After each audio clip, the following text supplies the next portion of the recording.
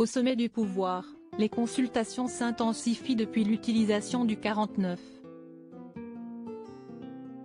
3 pour faire passer la réforme des retraites et la motion de censure qui a menacé le gouvernement. Emmanuel Macron multiplie les rencontres avec Elisabeth Borne qui rencontre tout le monde. Jean-Michel Apathy y voit là quelque chose de pathétique.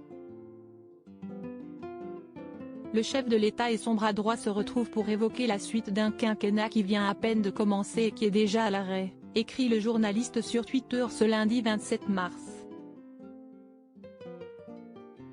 Une issue de crise étant en réflexion, l'ancien chroniqueur politique du Grand Journal, Canal+, remarque que si la politique est une activité simple, on s'ingénie à la compliquer quand on ne sait plus quoi dire aux citoyens.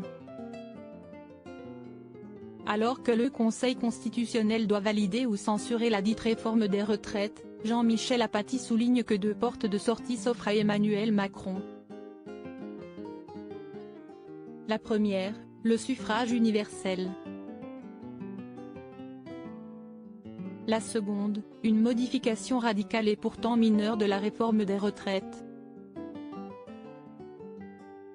Le président de la République demanderait alors une seconde délibération aux chambres tout en notant du texte primitif le déplacement de l'âge légal de départ à la retraite. Des solutions qui, selon le journaliste, ne paraissent impraticables qu'aux esprits pollués par le cynisme. Supérieur à Annie Dupéret, Patrice Laffont. Ces stars qui ont révélé le montant de leur retraite pour Jean-Michel Apathy, Emmanuel Macron droit à de mettre l'échec face aux options qui se présentent à lui. Emmanuel Macron a déjà précisé qu'à court terme il exclut d'avoir recours à la dissolution de l'Assemblée nationale, au remaniement du gouvernement ou encore au référendum.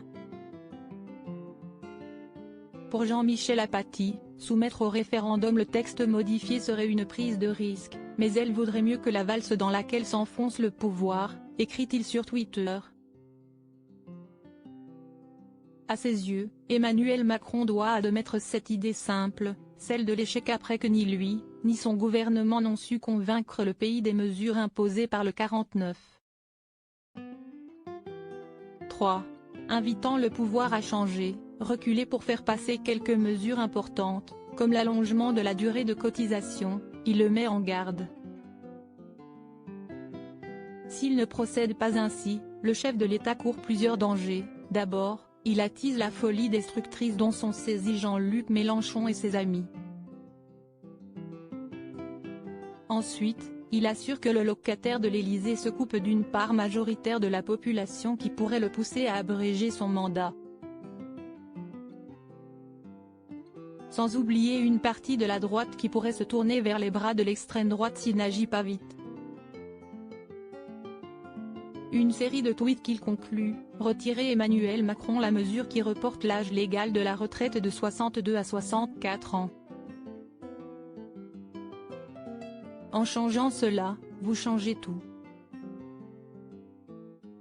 Crédit photo, Christophe Clovis.